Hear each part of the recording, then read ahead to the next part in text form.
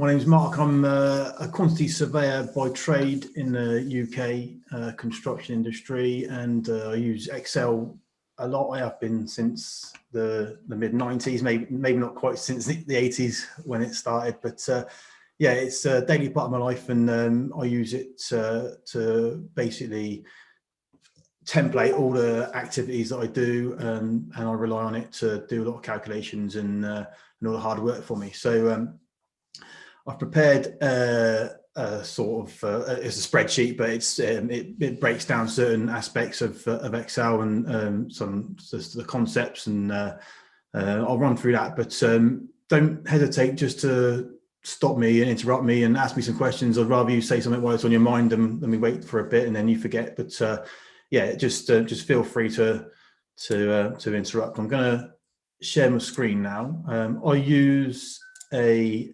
version of Excel on a Mac computer. So yours, if you're using a Windows computer, might look slightly different, but the functionality is exactly the same. There's no difference. It just might be that mine looks slightly different, but yeah, everything still works the same. Now, some of you might already be familiar with what I'm going to go through with. I'll be happy to skip past it, but I think some of the stuff is quite important and sometimes is often overlooked, and it can be quite satisfying to know how to do certain things on the fundamental level. So I'm going to go through this, and then I've got a list of sort of top tips that I think are quite useful, with little shortcuts and hints. I'm going to have a look at tables in Excel. There's a specific feature of Excel where they help you with your tables. It gives you a bit more legitimacy to when you're tabling data. And also I've got a little bit of info on some time calculations. Someone put in the comments for this meeting about some time calculations, so I've just got a little brief intro on that. So without further ado, I'll start on this page here. Excel is often associated with formulas, and people think that they're quite intimidating, or they're hard to fathom. And I think it was a lot of things with a bit of understanding and some practice, you can get quite proficient with them, and then start building things in Excel that are custom to you and your solutions, or those of the clients that you're using for. So these formulas are sometimes the name is interchanged with the word function, and I just want to be clear that they are two different things, and a function is what you make up a formula with. So you can use different functions to make up your formulas. I use the scenario of using Excel is similar to baking, but whereas with the ingredients that you use in baking, Excel is like an oven but at a stable temperature. So you might vary what you put in. The oven stays at the same temperature, so the outcome will be different. So the outcome depends on the input. So the Excel is like an oven at a stable temperature, which remains the same. So when we put our formula in, we can expect a different outcome depending on what the formula contains.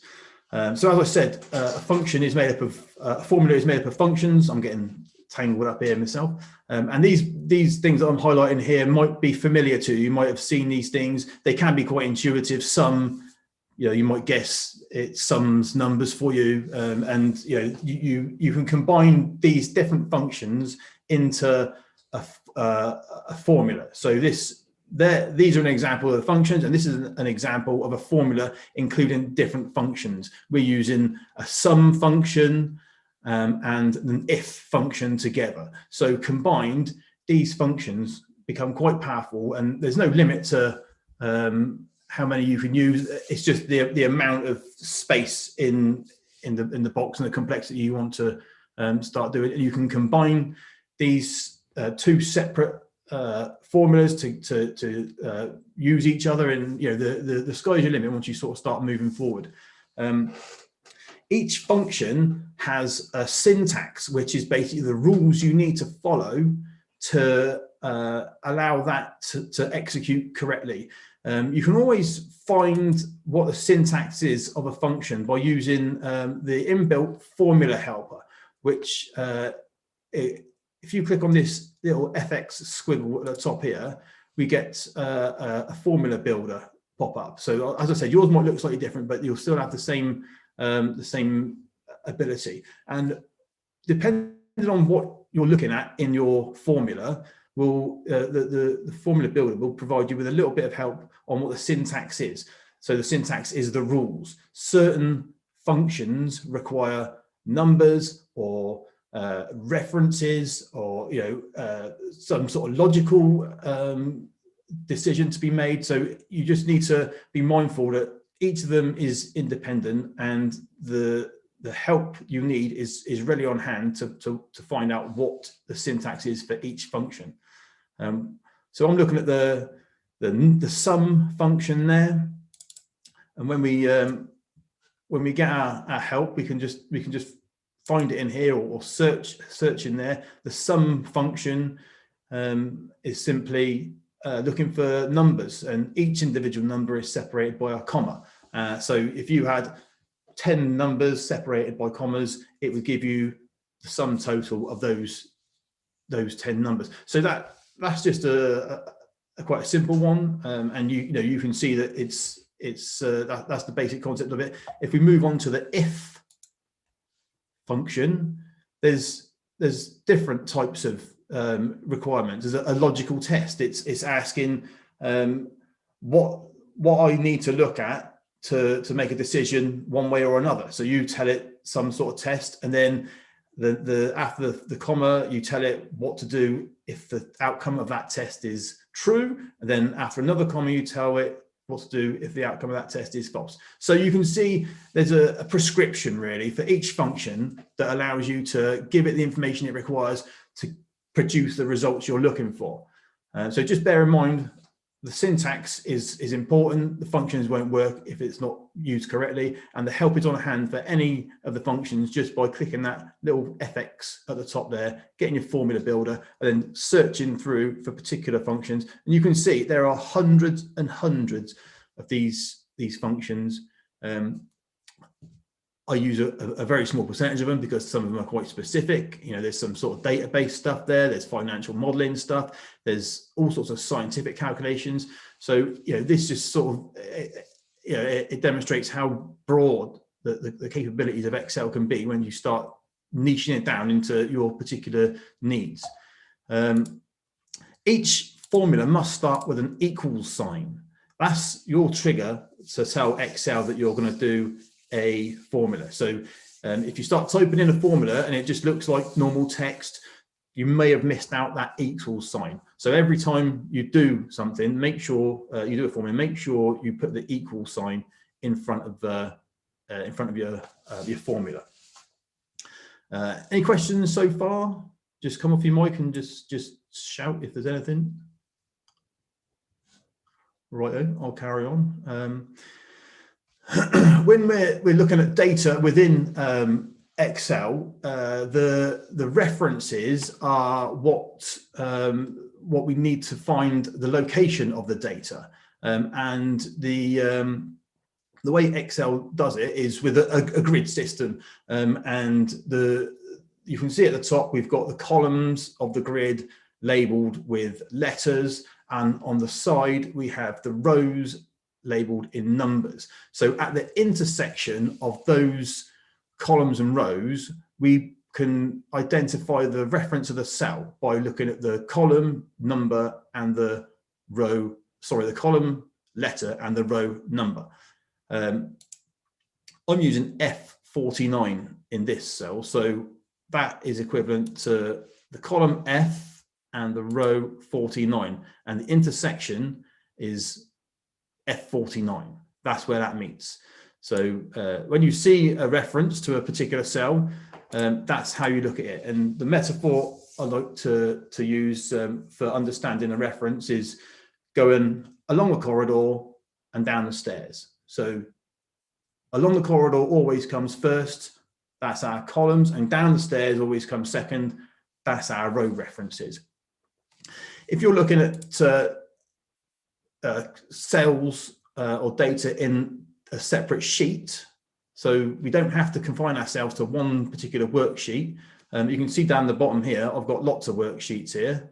These are the different labels for the worksheets, and I can click through to them and we can see what's in them. But if I want to refer to something in them in that cell, then I need to tell Excel that we're going to look at a different sheet and then the reference. And we do that by having the name of the sheet and an exclamation mark followed by it. So all you're doing is exactly the same cell reference, but you precede that with the name of the worksheet that you want to reference it to. I'll demonstrate that. If I put in this cell here, if I push equals, so I'm starting a formula, then I can move to another sheet, and I'm just going to click any cell in there, and then I'm highlighting it, and I'm just going to push the return key. You can see at the top here, it's giving me the information in that cell, but the reference in the top is tips exclamation mark D27. So that's generated the reference for me. But you can understand the principle that you put the name of the sheet first and then the reference of the cell. I'm just going to delete that. We're just referring to single cells there, and often you want to refer to multiple cells at once. So we will combine references to do that. It's the same principle. You go along the corridor and down the stairs, but you need to look at a start point and a finish point. And the start point is the top left of the range that you want to refer to, and the end point is the bottom right. So you can see we're looking at J57, that intersection that we were talking about just now, down to M57. So that is a table of information. If I double click it, we can't see it because it's off the screen.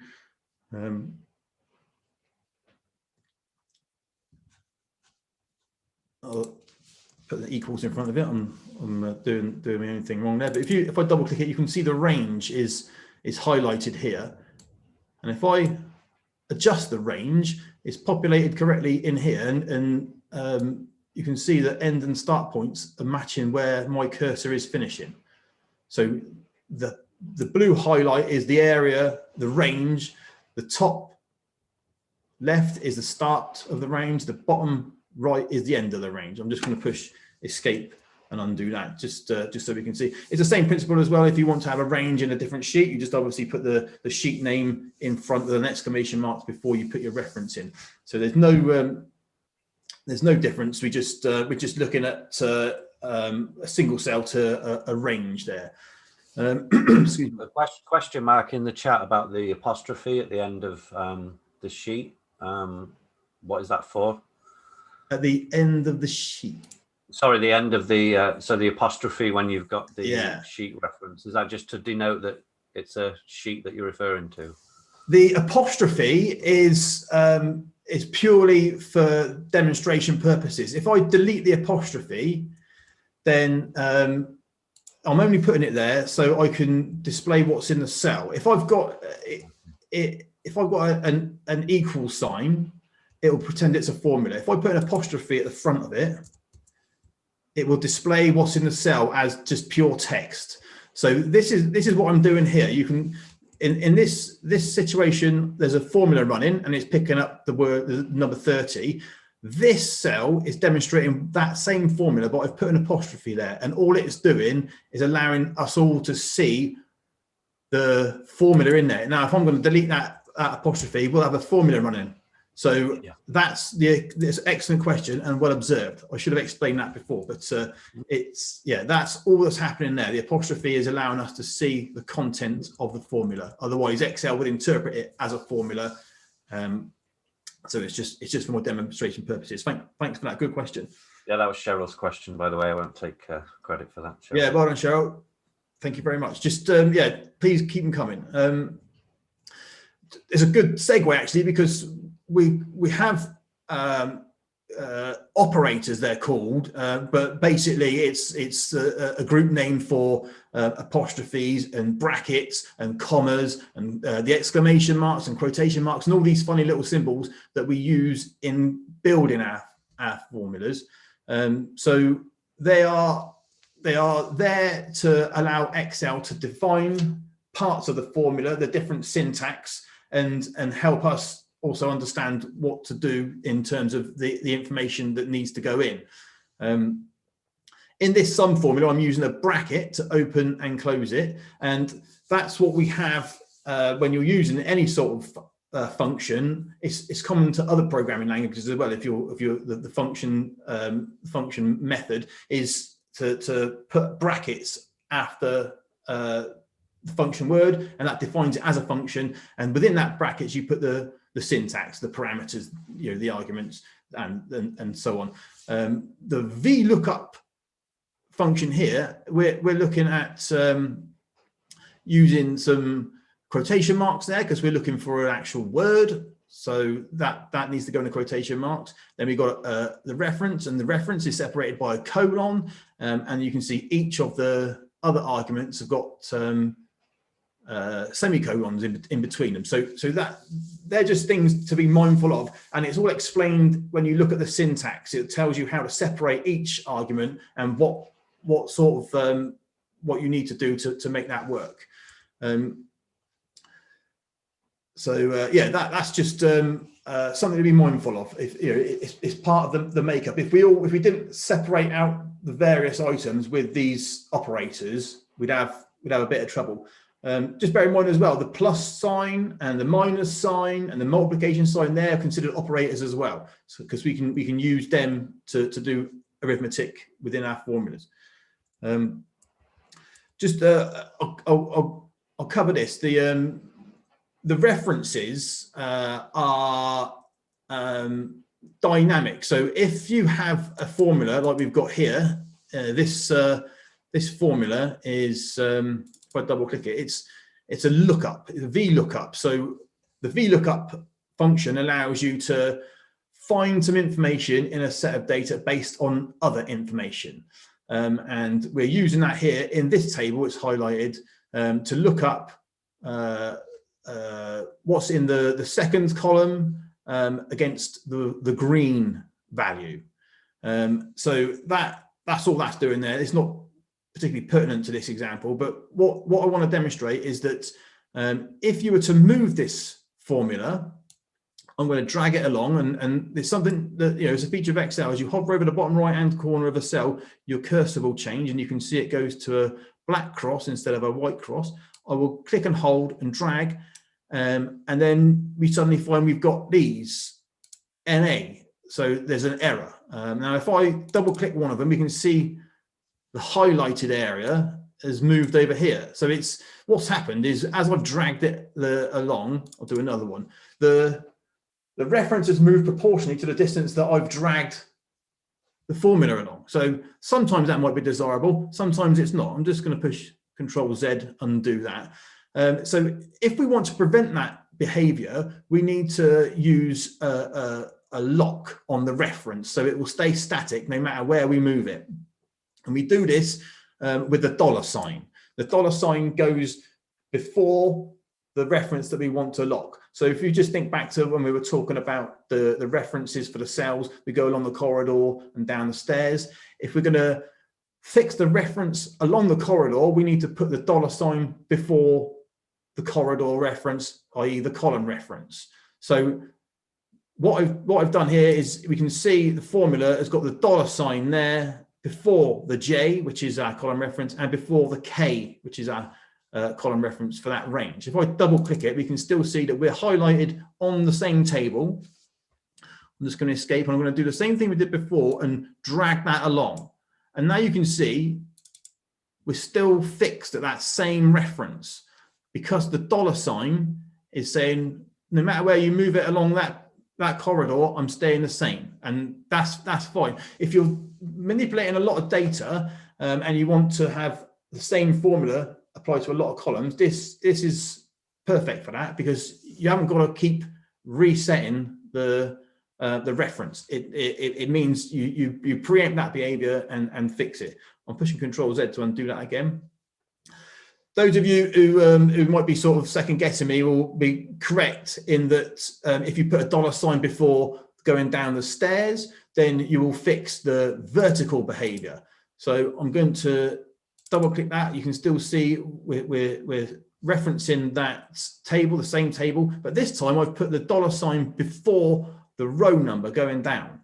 So if I drag it down, we're still the same. That's fine. And we've got the correct reference because Excel knows we want to keep that proportionality of movement restricted. I'm going to push Control Z. But now what happens if I move this one horizontally? It's still going to break because I've only fixed it going down. I haven't fixed it going along. And I'll double click that so you can see the blue has moved along, so the reference is wrong. I'm just going to escape, push Control Z and undo that. So ultimately, if you want to have absolute control over the reference, we put a $sign before the going on the corridor and before going down. So that means that any direction, I think I might have to just change the size of my screen a bit. Any direction that I move this one in, because I've got the $sign before the column reference and the $sign before the row reference, it means that we'll be rigid. I'm going to move it along, it works. I'm going to move it down and it works. So just be very careful about how you reference your cells. If you start finding you got errors when you're copying and moving your formulas, that's one of the first places to look. Just the Excel tries to be clever, and sometimes that's what you want, but sometimes you don't. And in those situations, you need to look at locking your reference. I just touched on the formula builder before, but that is a great source of information. So if you're sort of thinking of wanting to achieve something, by all means, just click the formula builder and start searching for things in this formula builder here, and you'll get some further detail. So yeah, I just want to be emphatic about that. That's a great little tool. I'm going to move on to some tips now. So if anybody's got any questions at this point, please shout now. Is there anything in the chat, Jason? Yeah, it says Laura's just asking about the $sign in the Mac, the shortcut key for the $sign in the Mac. Is it? Yes, there certainly is. Yeah. On Windows, this is exactly what you're talking about here. I'm highlighting now. On Windows, if you put if you're editing a formula and you can put your cursor over a particular reference, you use the F4 key and it will toggle through, locking the horizontal, locking the vertical, or both. With the Mac, we use Command and T. So the Windows users have got a little bit of an advantage on this. I'll demonstrate that for you now. So I'm going to push equals to start a formula, and I'm going to click over here. And so I'll just click J5, and the formula says equals J5. Now I need to click over that to because you could have multiple formulas, and if you've got different things going on in your formulas, so you need to identify which one to Excel that you want to fix. And I'm just going to push Command T, and you can see the $signs have now been put either side. And as I push Command T again, it goes to the row reference. Command T again, I'll go to the column reference. Command T, and I'm back to nothing. So I can just keep doing that all day long and find which one that I want, and then you just push return, and that will lock it for you. So there is the keyboard shortcut, and yeah, F4 is ideal for Windows. That's a nice touch, and I don't know why we can't do it on our Macs, but there you go. It's a great question as well, because on my top tips is keyboard shortcuts. That really does help with your productivity. You probably use copy and paste in other programs, and it's exactly the same. You just have to bear in mind, if you've got a Windows machine, the keyboard shortcut will maybe slightly different to the Mac machine. But there's a great resource. I'll put that in the chat in a minute if I can, and you can just click that website there. It's the official Microsoft website with all the keyboard shortcuts. It does identify the different the different machines. So you've got the Windows and the Mac there, and there's loads of different things. So for common tasks, it's extremely useful to have your keyboard shortcuts going on there, not just for editing the cells, but for navigating around. So I've got the standard copy and paste, save in the cell, even closing a file. I just use Command or Control W. With the just next to the F4 on the Windows is the F2 key, which allows you to edit straight away. I realize I've got these mixed up the wrong way around here, but that F2 key, if you push that when you're on a cell, it starts you editing straight away at the end of the text in that cell. I've got to use, unfortunately, Control U on my Mac, and then you can see it starts editing straight at the end. It sounds like a daft little thing, but when you're doing lots and lots of editing, just to be able to sort of start at that position is great. So yeah, bear that in mind. F2 is a great little one. And navigating between worksheets, you can use a keyboard shortcut to go from backwards and forwards, and even the different screens, you can shift the screen a whole screen along. So I'll do that here. I'll use Alt page up and page down, and you can see them. It's great if you've got a big amount of text or some tables, just to navigate screen by screen by screen really does add up over time, and you can go up and down with page up and page down. So you just get used to doing some sort of prompt navigation is awesome. Now, if you're formatting a sheet in terms of adding some sort of headers or changing the width of the margins or the print area or something like that, often you might want to have that repeated over several sheets, and there's no sort of real easy, classy way of doing that. It's a bit cumbersome. So there is a little trick that I use. It's quite good. So you haven't got to keep, if you have a header. So let's have a look at the page setup here. If you have a particular header, a custom header in your sheet, so that's what we might want to display at the top of every single sheet. NocodeVA. Now, traditionally, you'd have to go to every single sheet in your book and add that in. Now, that can be a bit painful, especially if you want to update something.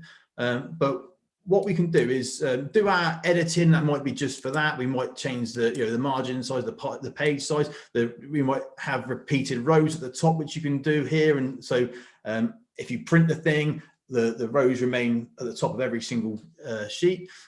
We just do whatever we need to do and push OK, and then move to another sheet. And I'm going up to edit. I don't know if you can see that on my screen. I'm going up to edit, and then you get the option to repeat the page setup.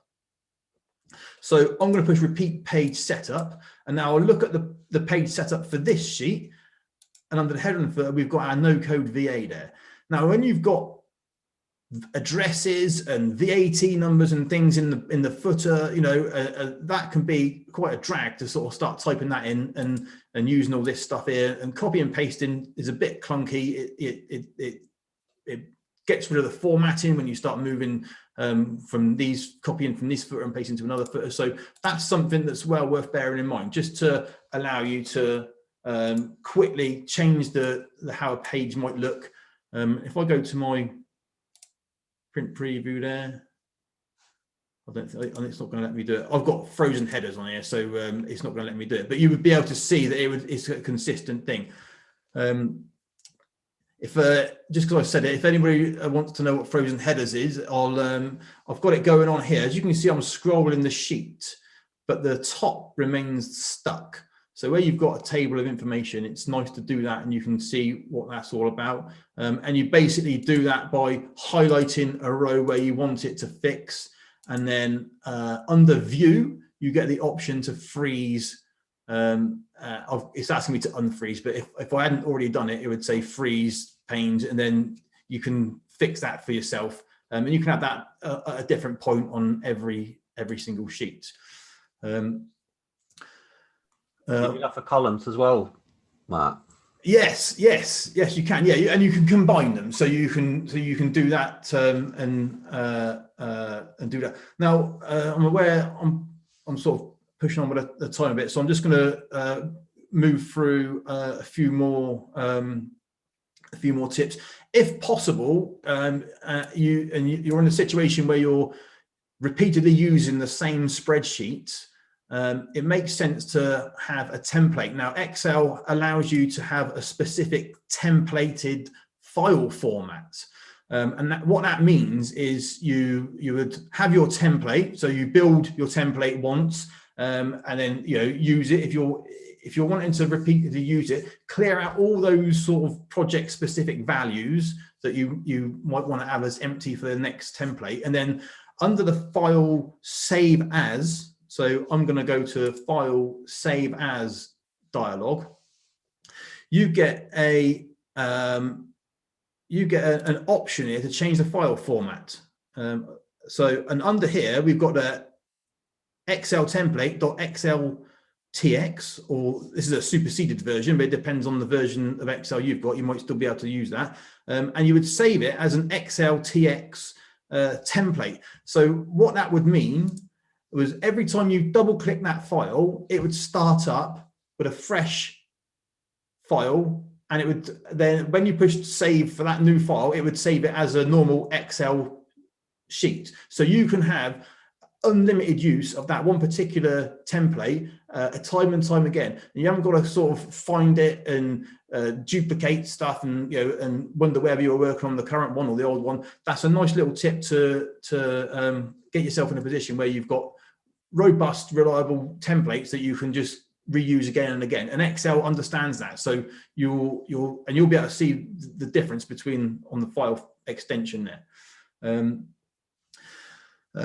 I'll just go on to, I'll skip the error check, and we can come back to that in a minute, but it's because Excel is so flexible, you can be exposed with some sort of the vulnerabilities that come of that flexibility.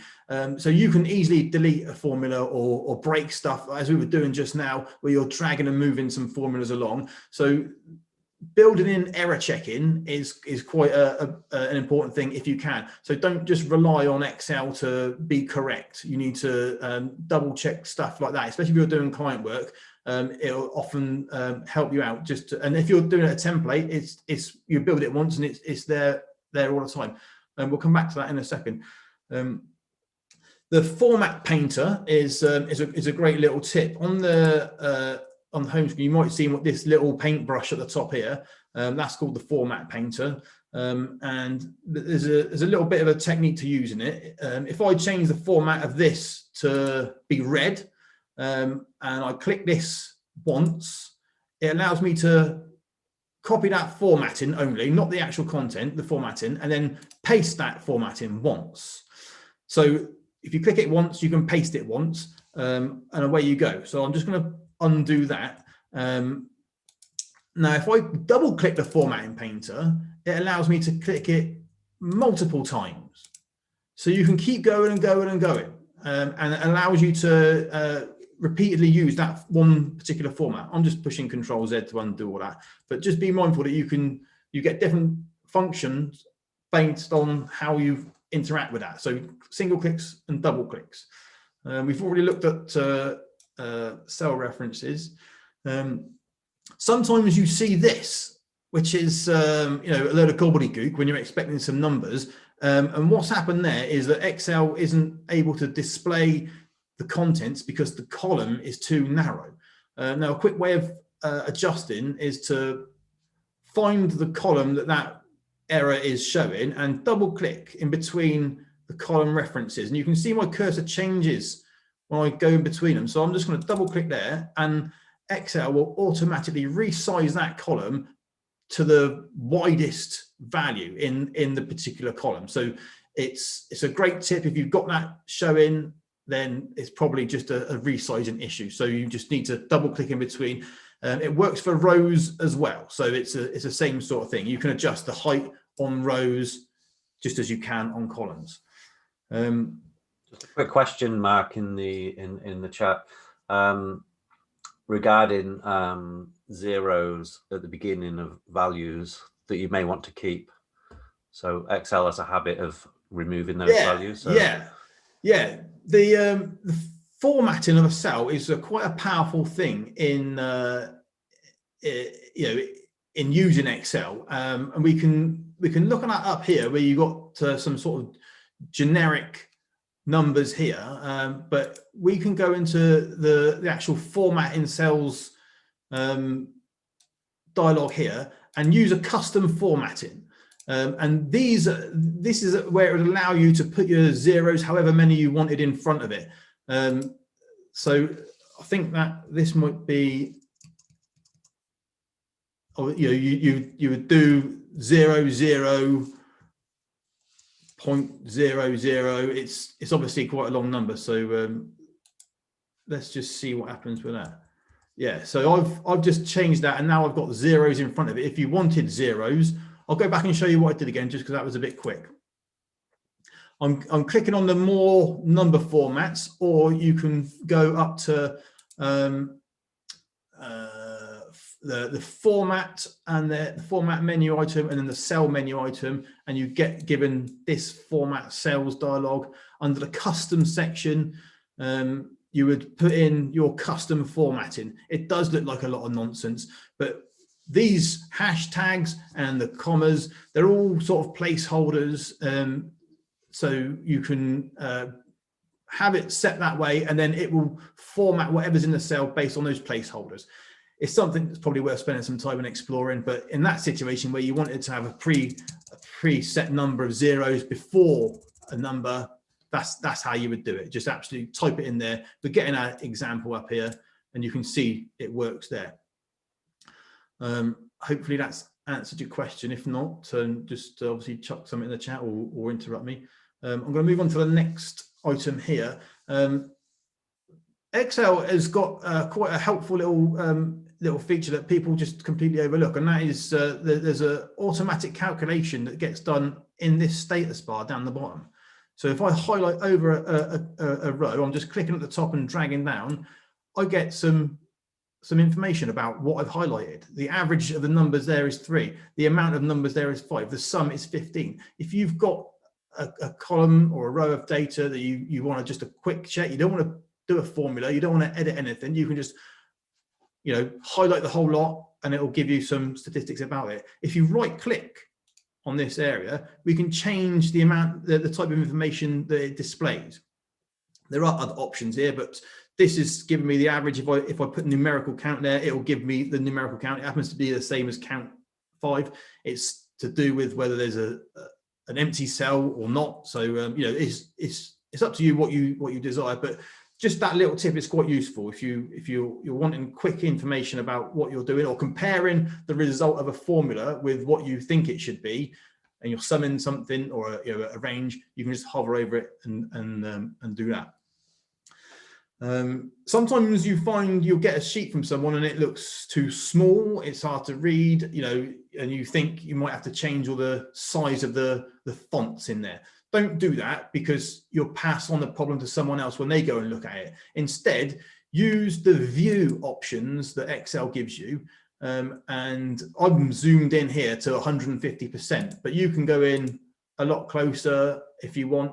I happen to have a little slidey bar down the bottom here, so I can just move it in and out and go bigger and smaller. Just be mindful that if it's small, zoom in rather than start changing all the size of the fonts and things like that. You'll just save yourself a lot of headache in the long run.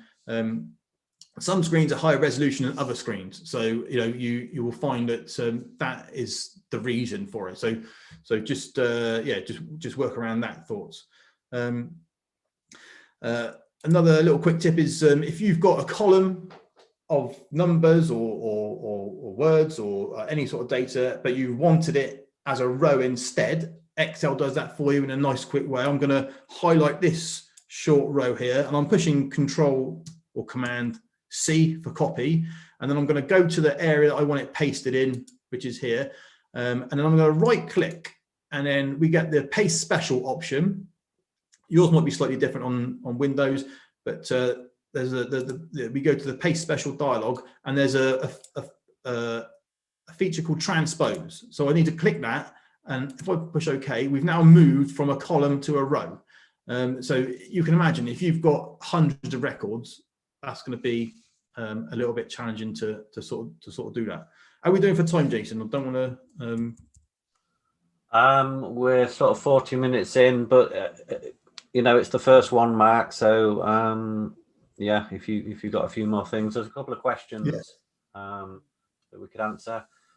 One from Siobhan about the format painter, how to get that off when you've double clicked it. You push your escape key. Yeah. Okay. Sorry. Yeah, very good point. I just yeah, that's all you got to do. Push your escape key and you're away. And then there's just a question about basically about conversions between Google Sheets and Excel types, and you know, I think you can get some problems in some conversions depending on what they're doing. Yeah, I think they do a pretty awesome job of it, and I don't know what problems you're specifically talking about, but certainly Google Sheets can open in the native XLSX format, so you shouldn't have any trouble in importing something unless you got some incompatibility with the functions and the formulas on, you know, and most common stuff I think is taken care of. I think they do a pretty good job. I'm not sure about reversing in terms of Excel opening up a Google Sheet format. I think it's that might cause some trouble, but in any case, you can always export a Google Sheet as a comma delimited file. It's a CSV, and then you can import that into Excel. You might not have any formatting with it, but if you're looking to transfer a lot of data quickly, there's definitely ways of doing that. And it's surprising how capable Google Sheets is. You know, I use it with a client, and yeah, there's nothing it can't do for us. You know, it is a web-based thing, so you know, those of you who prefer using desktop stuff, then you know it's probably not for you. But yeah, you shouldn't have too many troubles if you're looking to import or open and convert to a native Google Sheets file. If you want to have a specific example, I'll be happy to sort of run through that with you at some point if you want to do that at a separate time. Yeah, that's it. At the end, I'll post this into the Facebook group and I'll drop Mark's details. So if you want to contact Mark directly and talk about specific issues, and we can. Yeah. I can talk about tables or the time and date stuff. Someone asked about the time and date, so I don't know what would be preferred for that person. Any preferences, anybody?